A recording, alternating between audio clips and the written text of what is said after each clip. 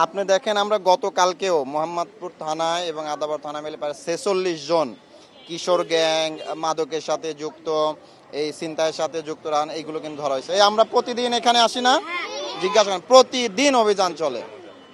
যখনই অভিযান হয় যাদের পাই আমরা ধরি, আমরা চলে গেলে এরা আবার দেখেন এক একটা সব দেখেন, এটা একটা মানে এখানে মনে হয় জিন বাস করে, সেকেন্ডের মধ্যে হারায় যায়।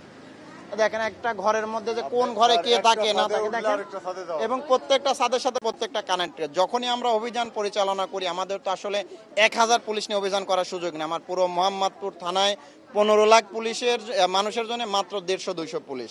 এই যে আমরা দেখেন প্রায় পুরো থানার পুলিশ যা আছে সব নিয়ে চলে আসছে, বাকি থানা কিন্তু অরক্ষিত।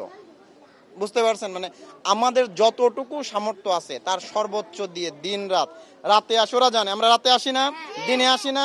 15 একর জায়গায় 75-80 হাজার লোক আছে, বাঙালি আছে এর মধ্যে ঢুকছে। এই দেখবেন অনেক রুম ভাড়া নিছে, ওই যে চুক্তি করে দলিল করে। এইটা দেখার দায়িত্ব তো আমাদের না, কে আসলো কে গেল, আমাদের কথা আইন শৃঙ্খলা। এখন এত মানুষ এত ছোট জায়গায় একত্রিত হয়েছে বিধায় ধরেন আমরা এটার হচ্ছে যে ভিকটিম।